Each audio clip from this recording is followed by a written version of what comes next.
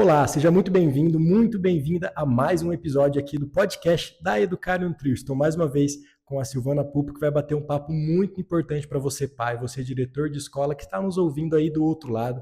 Já queremos agradecer também os feedbacks que temos recebido episódio após episódio.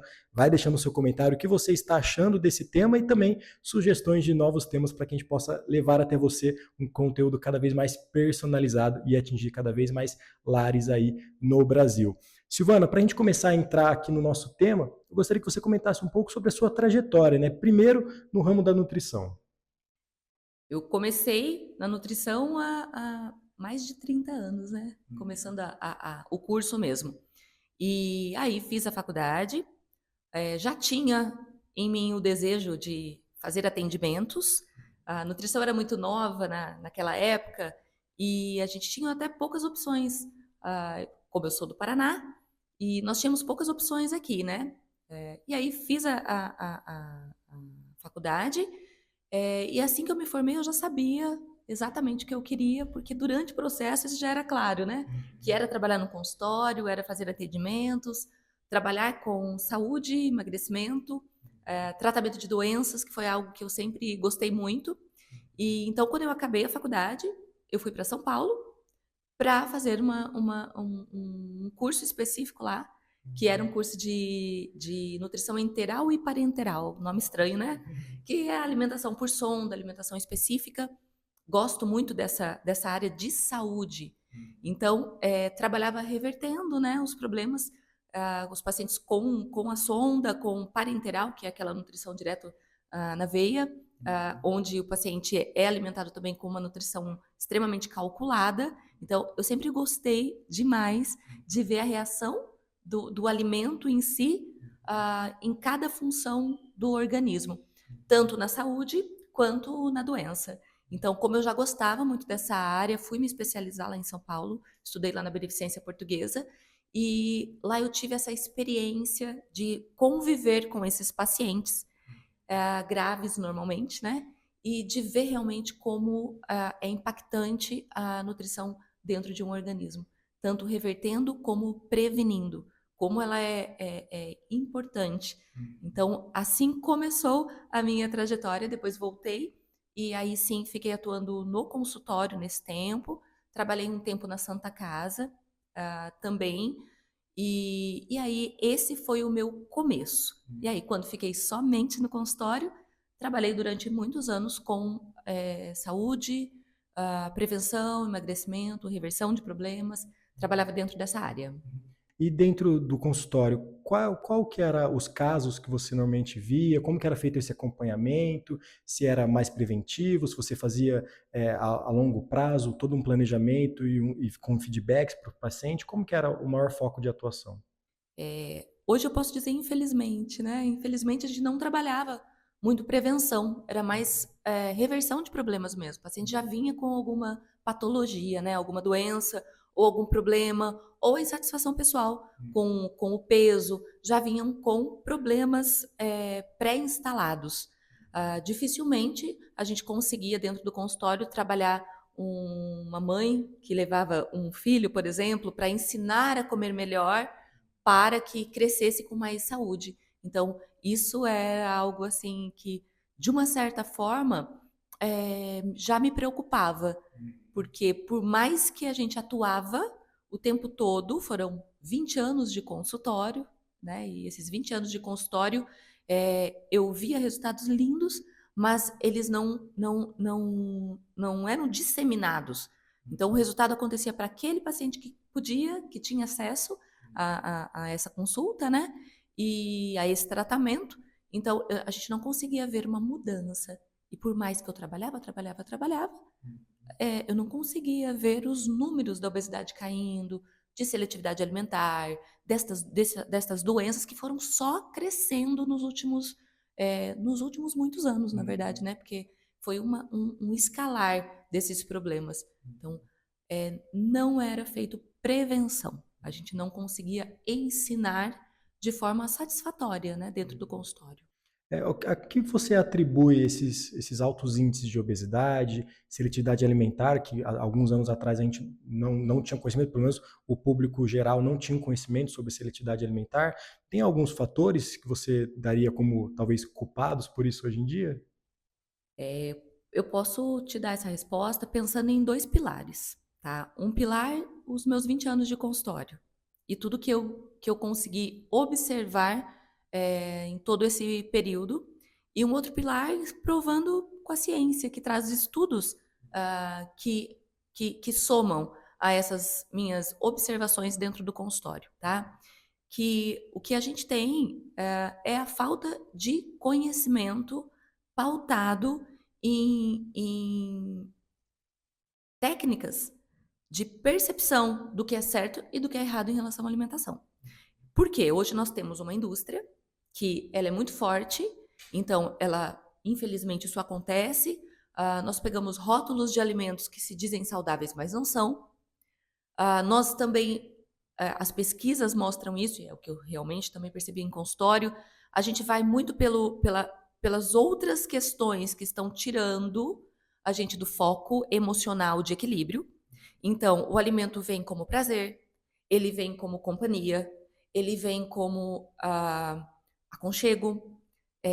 Não é simplesmente um prazer de estar em família, de estar em um grupo onde a gente vai fazer um churrasquinho, um jantar, um almoço em família e todo mundo está compartilhando. A gente não está falando de que o alimento não pode ser colocado num momento prazeroso, mas ele não pode suprir as nossas frustrações. Então, o que acontece hoje? A gente tem o alimento como um medicamento para tirar uma ansiedade, como se fosse um remédio para curar as nossas tristezas, uma válvula de escape e, ao mesmo tempo, uma válvula de prazer absoluto, né? Eu como porque é delicioso, eu vou comer bastante porque vai que eu não volto aqui, né? E vou ficar um tempão sem comer esse alimento, então eu vou aproveitar. É como se o alimento suprisse algo. E, na verdade, isso é a falta desse conhecimento do que o alimento faz pro no meu organismo, qual é a função que ele traz de bem-estar. Então, a gente tem deixado de lado toda essa importância que conhecer realmente a fundo o alimento traz. E você falou da questão da falta do conhecimento. Da onde na sua trajetória surgiu essa questão de voltar o seu foco para a educação? A educação, ela sempre esteve presente dentro, né, do consultório, mas o que acabou acontecendo? Eu fui percebendo que a gente precisava trabalhar algo mais pautado em didática. Tinha que ser algo mais sequenciado. E eu sempre tinha isso em mente. Eu falo, puxa, se a gente aprende as letras, né, forma palavras, por que a nutrição não é ensinada de forma mais lenta, gradual, sequenciada, dentro de uma forma que ela se torne um aprendizado fixo. Eu vejo que as pessoas não desaprendem a ler, então elas não podem desaprender a nutrição. Então, isso me trouxe essa necessidade de ensinar de forma mais didática. Aí, o que acabou acontecendo? Eu precisava buscar mais informações. Nisso, eu fui entender um pouco mais todo o processo educacional, como tudo isso deveria ser feito de forma pedagógica, e aí sim a necessidade de me especializar mais, que foi onde eu fui buscar o mestrado em Educação e Tecnologia, para que eu conhecesse mais a fundo essa parte didática, né, para que eu conseguisse passar não só a informação da nutrição, dos nutrientes, a parte nutricional, mas de forma assertiva. E aí eu uni, né, a nutrição e a educação de forma sistematizada, para que realmente a gente conseguisse ver resultados de todo esse material que eu tenho trabalhado muito hoje em dia. Então esse foi o embrião da Educar e Nutrir, né? Esse desejo de não restringir ao consultório e levar para mais pessoas esse conhecimento, que como a gente estava conversando, né, é uma das causas, talvez a principal causa dos índices alarmantes que nós temos hoje em dia, dessa falta do conhecimento sobre a nutrição, né? E aí surgiu a Educar e Nutrir. Qual que é o foco de atuação da Educar e Nutrir hoje em dia? Qual é a gente sabe que tem o programa Educar e Nutrir nas escolas, né? Como que funciona hoje a operação da Educar e Nutrir? A Educar e Nutrir, ela surgiu depois de eu ter iniciado o programa Educar e Nutrir na escola. Então, primeiro eu pensei nessa forma de ensino, unindo essas duas questões, nutrição e educação. Iniciei a escrita dos livros, né? Iniciei todo esse processo de criação dos livros, comecei a escrevê-los e aí o livro pronto, a Educar e Nutrir surgiu para empacotar esse programa e levá-lo às escolas. Por que escola?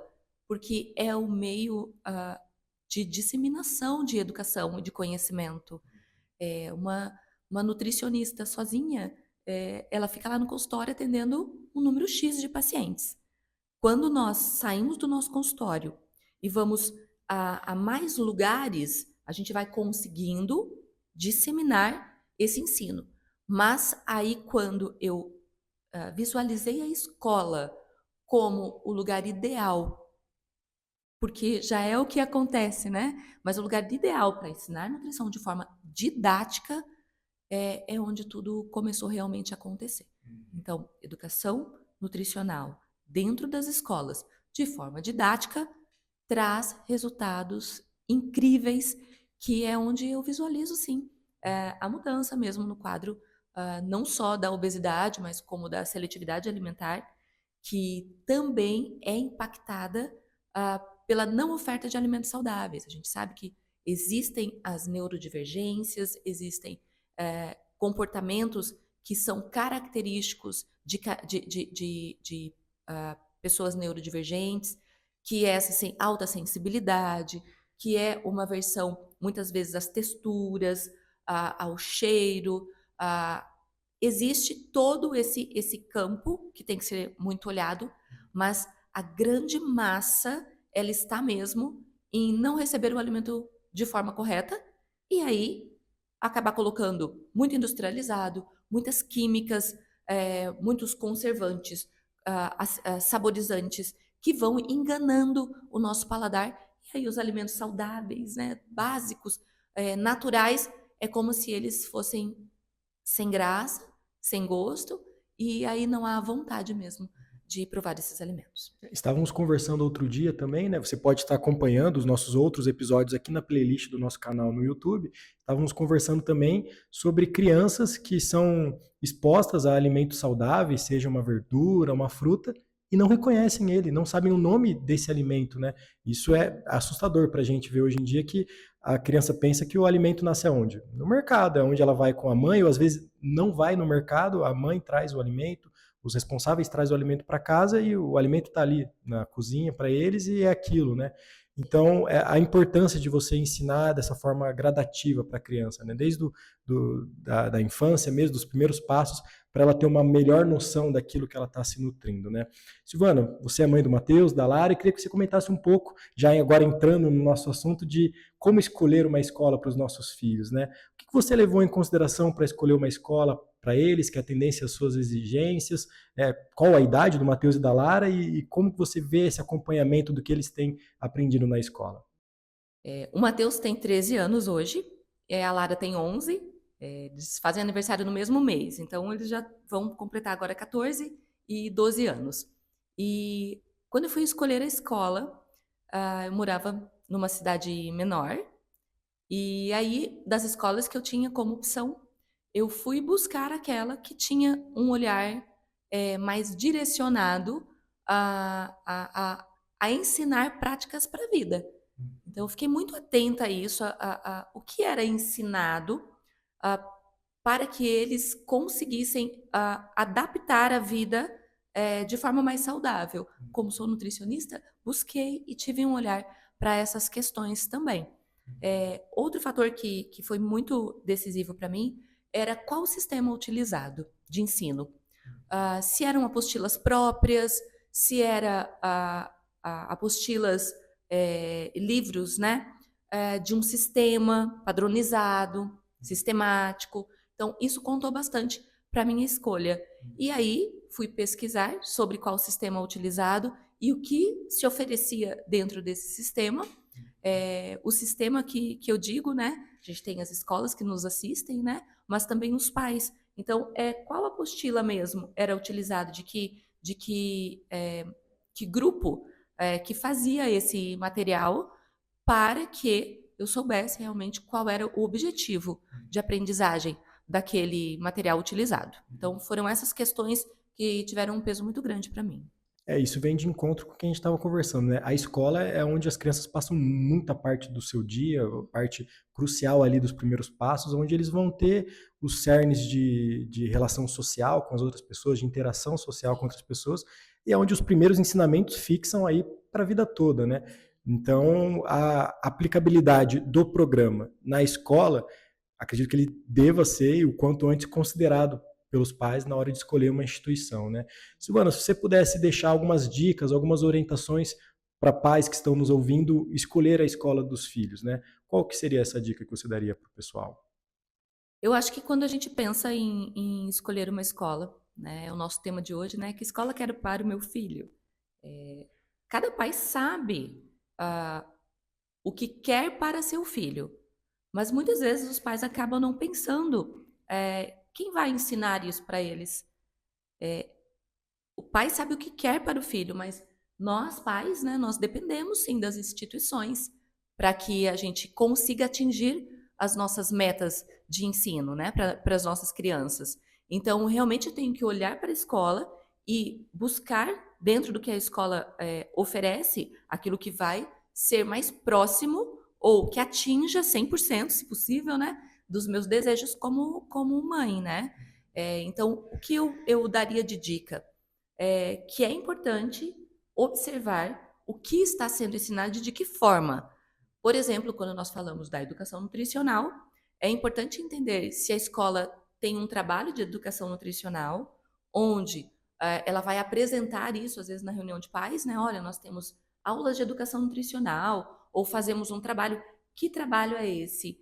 Eu sempre cito um exemplo que, para mim, é muito clássico, né? A aula da pipoca. Eu brinco até com essa questão de, nós temos a aula da pipoca. Então, é uma aula solta, né, onde a escola às vezes oferece uma aula solta, a criança vê a pipoca, o milho, estoura a pipoca, cola às vezes em cartaz, né, experimenta aquele alimento, mas isso não traz uma didática de aprendizagem. Então, o que é importante? Entender qual o sistema utilizado, qual é o material. Tá, eu tenho aula de educação nutricional, certo? Quais são os livros utilizados, qual é a sequência, a sistematização disso e qual é o objetivo de aprendizagem. Aulas de educação nutricional soltas, elas não têm um objetivo final. A criança vai ter um contato com o alimento, mas ela não vai conseguir aprender e aceitar e provar e degustar e entender onde vai no prato todos os alimentos que a gente precisa experienciar, né? Então, são muitos. Por isso, é importante. Bom, tem aula de educação nutricional na escola? Qual o método utilizado? Quais os livros que são utilizados para esse ensino? E qual é o objetivo? No programa Educar e Nutrir, o nosso objetivo, ele acontece de ano em ano, para os 2 anos, 3, 4 e 5. Cada ano nós temos um objetivo de evolução de aceitação da alimentação saudável. E aos 5 anos, o objetivo de aprendizagem nossa é que a criança saia da educação infantil sabendo montar um prato saudável. Então, ela consegue fazer balanceamento dos alimentos, onde ela consegue no prato entender quanto deve ter de verdura, quanto deve ser de alimento regulador, né, que são esses vegetais, quanto de alimento construtor, que são as nossas proteínas, quanto de alimento energético, que são os nossos carboidratos, quanto e se deve ter em qual momento as gorduras boas. Então, ela vai entender sobre as fibras, ela vai entender sobre as vitaminas e minerais, sobre os nutrientes, de forma lúdica, divertida, pedagógica, mas extremamente didática, que é isso que faz com que nós consigamos, né, aprender para a vida, para se manter saudável, né? Quando a gente aprende algo e a gente é ensinado desde cedo, né, como nós trabalhamos desde dos 2 aninhos, isso vira a nossa verdade. Então, comer saudável não depende de uma obrigação. Eu tenho que comer saudável. Menino, come isso aqui para você não ficar doente. Não seria a ideia, né? Menino, come este alimento, experimente esse alimento, porque ele traz vida, porque ele é gostoso, porque ele é natural, porque ele veio da terra, porque ele constrói a nossa saúde, porque ele nos dá energia, melhora a nossa concentração, faz com que a gente seja mais feliz, porque nós também temos estudos relacionados, né, com a dificuldade em manter-se num peso saudável e a ansiedade e a depressão e todos esses elementos que a gente tem que olhar a fundo e que gera para nós um novo tema aqui de podcast, né? Se for deixando, a gente vai aprofundando bastante, porque é muito rico isso, você trabalhar na infância sobre algo que vai repercutir pela vida toda, né? Silvana, talvez o pessoal que está nos ouvindo não saiba que existem leis, talvez a mais famosa foi colocada em prática desde 2009, sobre a importância e a exigência da educação nutricional nas escolas, né? Como que você vê a relação do cumprimento dessa lei, qual a importância do cumprimento dessa lei e a importância de você ensinar a nutrição dessa forma sistêmica desde a infância? Essas leis, elas existem, como você mesmo falou, há muitos e muitos anos. Elas foram reformuladas, né, as normativas foram reformuladas em 2022, mas essa lei, ela exige que se tenha algo sobre nutrição. Ela não nos diz de que forma tem que acontecer e também não nos cobra o resultado efetivo, mas existe a lei e quando nós estamos trabalhando em educação nutricional, nós estamos cumprindo uma lei. O que é tão importante? Cumprimos as leis, mas trazemos um resultado para os pais, né? De que forma essa lei está sendo cumprida. Se com um objetivo de aprendizagem final ou se simplesmente eu tenho aulas de educação nutricional, né? Soltas, como eu sempre falo, que são aulas aleatórias. Cumpriríamos uma lei, mas não com excelência como é preciso ser. E Silvana, em relação à integração da educação nutricional, para não ser essas aulas soltas, aulas aleatórias que não conectam com a realidade das crianças, como que seria feito a inclusão dessa matéria da educação nutricional nas escolas? As aulas do programa Educar e Nutrir na escola, elas entram dentro da grade curricular. Então, nós trabalhamos com aulas semanais durante o ano todo. Então, nós trabalhamos numa sequência com os livros didáticos, tanto o livro do aluno, como nós temos também o livro do professor, que isso é algo maravilhoso para ensinar de forma sistematizada, porque o professor, independente de onde a escola esteja, no nosso Brasil todo, ele vai ensinar de forma padronizada. Então, o livro do professor ele é o nosso guia para executar as aulas com excelência mesmo e dentro de uma sistematização que traz a qualidade e a forma de atingir o objetivo de aprendizagem, tá? Que é formar o prato saudável. Então, essas aulas acontecem de forma semanal e nós temos dentro desse caminhar as aulas, tanto o trabalho teórico, né, como a experimentação, aulas práticas, a execução de receitas, a execução de várias opções que são feitas dentro da escola, mas nós também temos um trabalho direcionado para a união de nutricionista, escola e família. Então, para que esse trabalho todo aconteça, nós temos a conexão via tecnologia para os pais também. Então, é um trabalho realizado dentro da escola, mas temos muitas tarefinhas de casa que vão como um presente mesmo, para que o pai também fique integrado ao nosso programa, através dos nossos QR Codes, né, e das nossas plataformas. Essas aulas, elas já são sequenciadas. No sumário dos nossos livros, nós temos aulas para cumprir o ano letivo, né, que nós temos em média 200 dias de aula durante o ano, e aí já fica o sumário pronto e distribuído. Os professores, a escola não precisa pegar o livro e tentar montar um planejamento, ele vem todo pronto. Tanto a divisão do sumário na sequência do ano, é sequenciado, então o professor não precisa, para cumprir uma habilidade da BNCC, que é a nossa Base Nacional Comum Curricular, ele não precisa ir lá na última página do livro e pega aquela aula para cumprir aquela habilidade e vem, volta. Não, ele vai, é muito fácil de executar. Ele vai seguindo o livro de forma sequenciada e nós vamos trabalhando as habilidades da BNCC também de acordo com a idade. Então, o que temos no livro de 2 aninhos no começo, de 3 aninhos, de 4 anos, de 5 anos, é o que vai ser trabalhado a BNCC de início de ano e vai sendo construída até o final do nosso ano letivo. E que importante, né, ter um material que foi desde do planejamento dele, né, pautado no cumprimento da lei e também seguindo as normas da BNCC, né, isso realmente faz toda a diferença. Agora eu queria fazer uma pergunta para você que está nos ouvindo aí, você educador, você diretor, mantenedor de escola, você pai, você responsável aí para a nova geração, né, a geração que está aí por vir. O que não pode faltar na escola do seu filho? O que não pode faltar na sua escola? O que não pode faltar para os seus alunos que passam boa parte da vida deles aí na escola? Inovação, tecnologia, habilidades sociocomunicativas, material de educação nutricional didática. Deixe nos comentários que nós vamos levantar os melhores e trazer aqui os comentários no próximo episódio. Até a próxima, pessoal!